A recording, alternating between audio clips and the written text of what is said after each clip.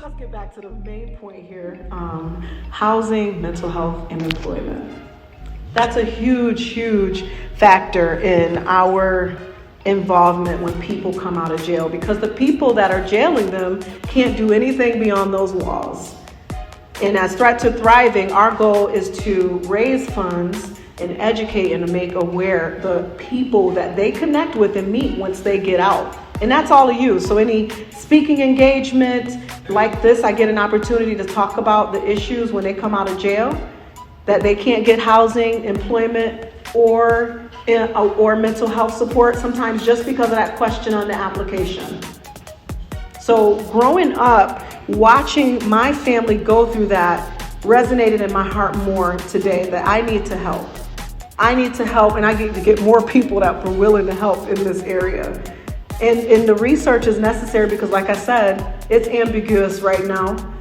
They hide a lot of the information from us because it does work. It makes us feel safe that people get to go to jail for whatever they're going to jail for. My demographic is people who have nonviolent crimes, who do not necessarily go and molest children and things of that nature. These are guys who might have started selling drugs and didn't do too good and became their best customer. That's this kind of person. Somewhat of a nuisance to society. Someone who hasn't really headed to the prison because they don't even know what to do with them. They're just taking them to the jail. They let them sit there for 90 days, have them come out. They come out, their mind's not their mind's not right. So trying to go and get a job is like a no-brainer.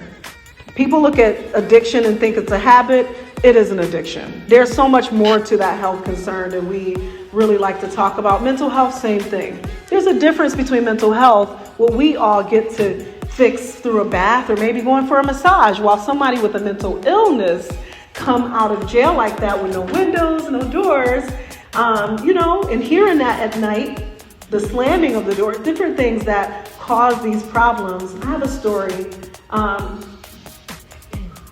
Growing up, I grew up in the inner city. It wasn't New York, but it was the inner city. And at night, you'd hear the sirens. You'd be like, something wrong. You hear the sirens, you're just scared as a child. Or you hear gunshots. I've been in neighborhoods where I hear gunshots. And I didn't grow up in the projects. We lived in houses. And there's different classes of people, even with the homeless. We got to see, even with that, there's different classes of people. Growing up in a house in the hood, or inner city you call it, can be pretty traumatizing as a child. So for me to be able to come through all that and get my degree, even after that, I was like, how did I do that? And afraid that I had done something wrong still. So I feel, and I've always felt like, where do I fit in? Not even with my family. Oh, do you think you're better? Some people are proud. It's like, are you better than us now or what? No, not at all. It's just, I needed something to keep doing, and I also needed to understand what was happening. And so I went to school for criminal justice for a little bit, but then I got into the media, and I'm just one of those all over the place kind of people.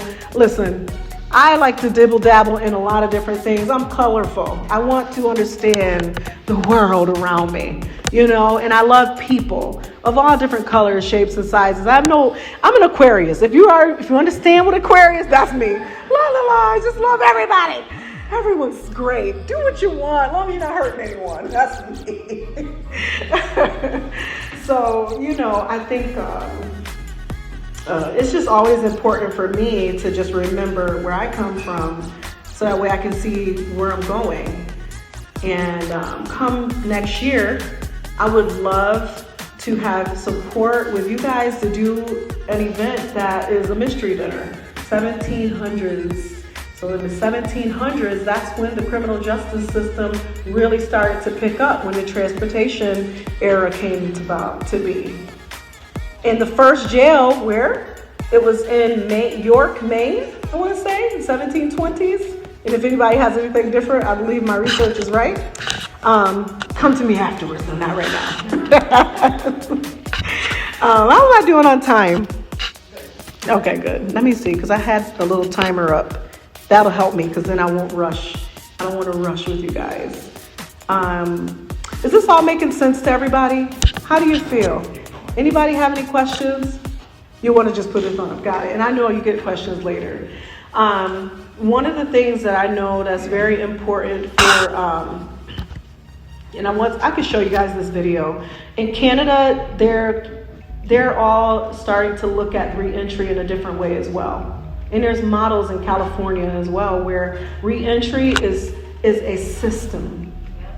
It needs to be a system. Just like the system they're coming from, which keeps them going back because they come out here and they're like, this is whack. I have nowhere to live. This is whack. I can't get a job. Okay, let me do something.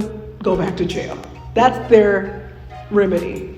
So the people we're talking about today, they want to go to jail. That's what makes this hard too.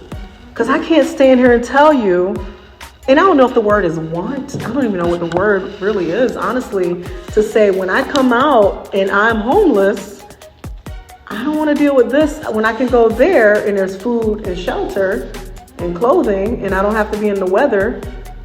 So that's what's happening. That's what recidivism is.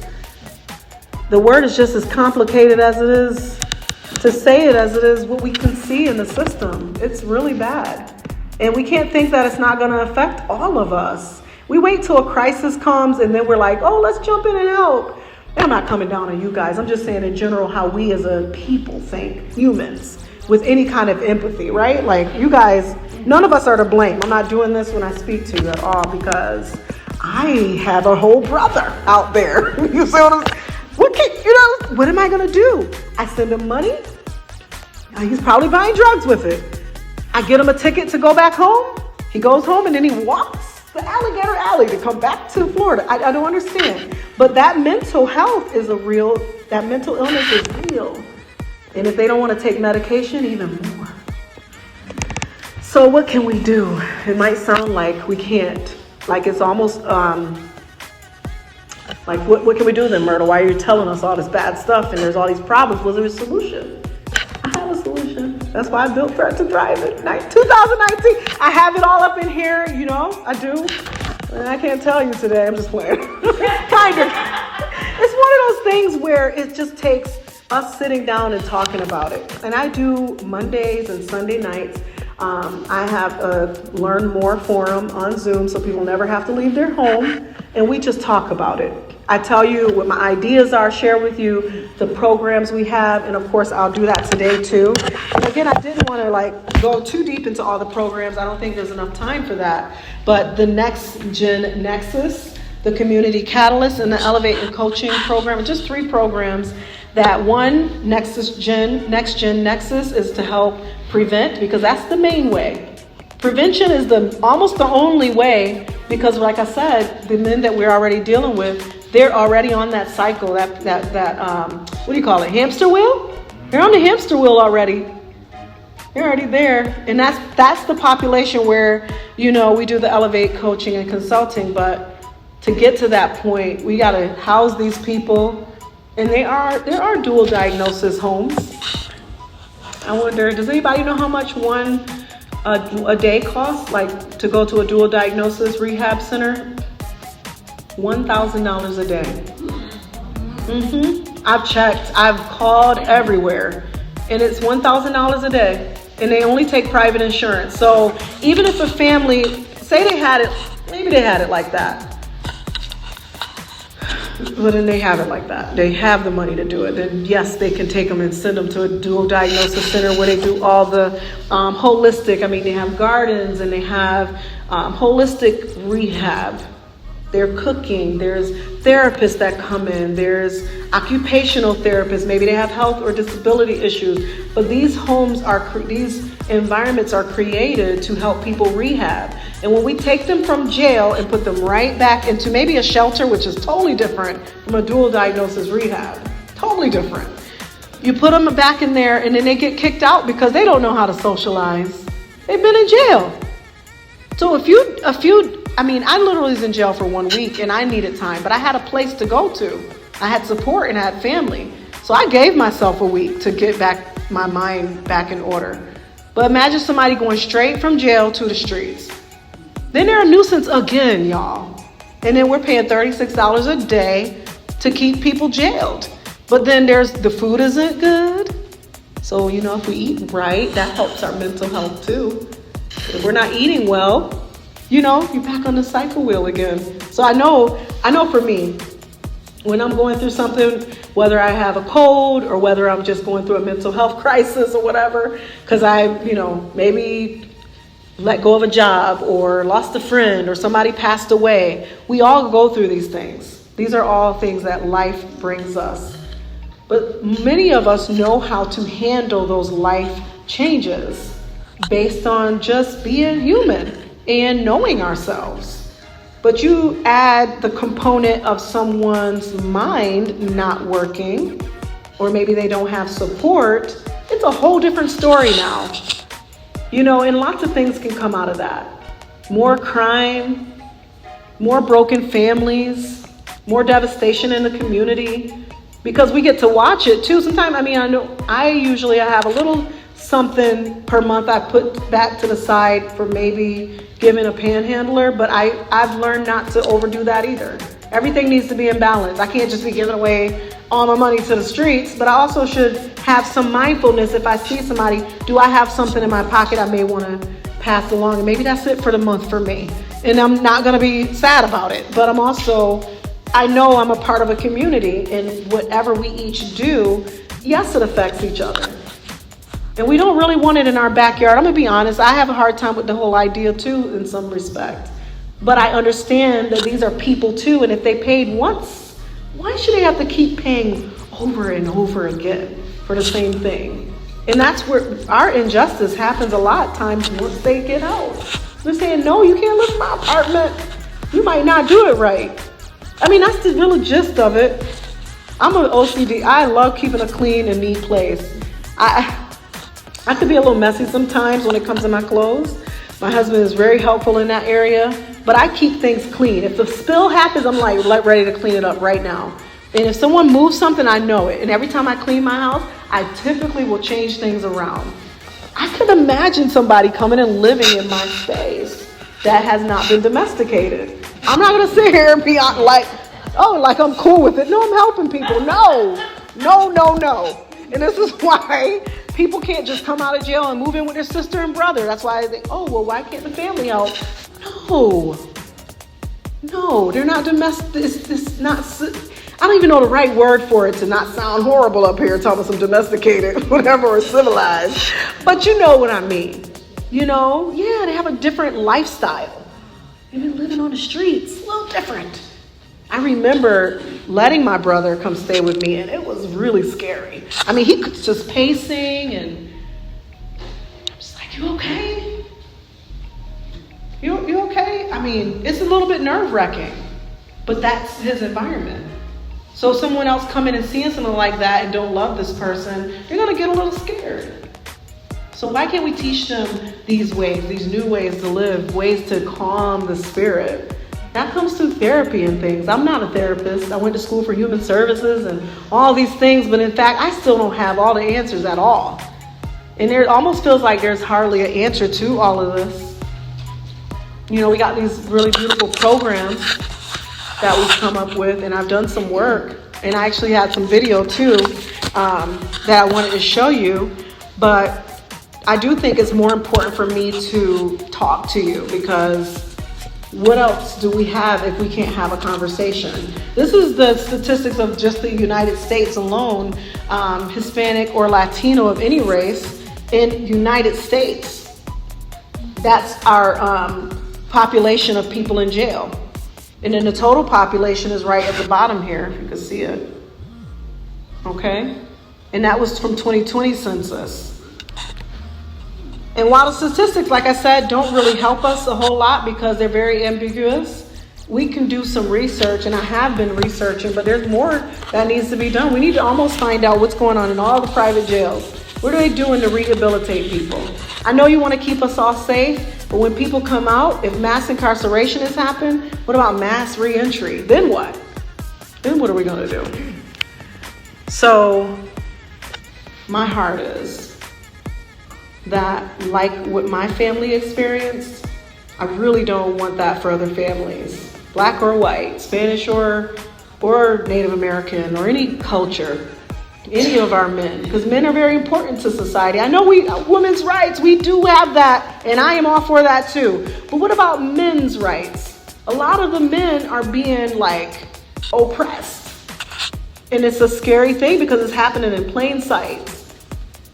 We see the panhandlers, we see the vets coming out, and just why are we there as a nation, as a United States, with all this money and food and clothes and shelter, there's so many abandoned spaces. I'm like, man, every time I drive by somewhere, I'm like, oh, that would be an awesome center. That'd be awesome rehabilitation space to get people back on their feet.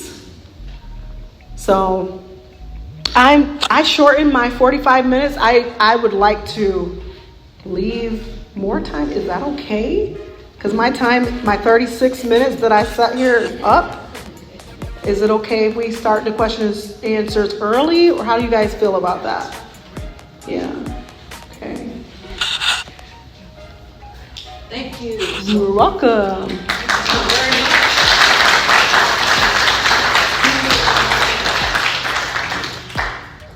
I'm not sure. Okay, this is working fine. Do we have some questions? Would you like to ask Will some questions? Okay, just one moment.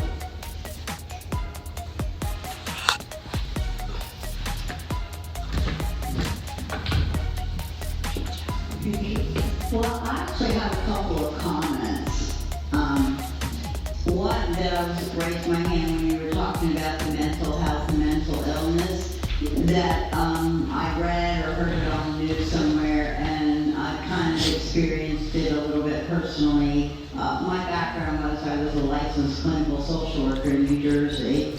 I worked with abused and neglected children in Newark when it was the poorest city in the country in the 80s. And I had a heartbreaking case of a kid who would have been fine had his foster mother not died. She died when he was 2, and my first day on the job, they sent me up to court because he was being arraigned for breaking and entering. Anyhow, later he did end up in jail, and it broke my heart. He wasn't that kid, he was a follower. But my comment was that I read and heard that Florida is 48 out of 50 states on money spent on mental health, mental illness treatment. That's a real staggering statistic. And I think it's worse since the pandemic because a lot of people that were doing therapy and were taking insurance and stuff, which obviously the population for prison, they probably don't have insurance, so they have Medicaid. Yeah. They don't want to do in person, they want to keep doing the Zoom, it's easier, and a lot of people don't want to take Medicare. So even for people who have resources to get adequate mental health services, particularly in this state, but even in the whole country, is difficult. Yeah, thank you. And I was just wondering, when you become aware of a returning citizen, let's say you receive a personal call, what actually happens after that? How do you handle that? So right now, how we handle it is we do an intake packet. We do an intake where we walk through maybe about 15 minutes of what their situation is to see if we can even help them. So we have our intake, and it's free consultation with the family as well. Sometimes the inmate or the reentry person, but not all the time. Sometimes it's just a family member. Like I got a grandma call me the other day, and she's just like, I don't know what to do. My grandson is about to get out, and we don't have anywhere for him to go. And I know if he goes back to that shelter, he's going to get in trouble and go back to the streets again. Because that's what the shelters are doing, basically. They're removing them and sending them back to the streets. We work with the family as a consultant and as a coach. We really don't have anything else to give, like housing, but the goal is to help them find the resources for housing. So I make the phone calls and I walk them through the different places that are available, almost like a 211. I don't know, you guys do 211 here?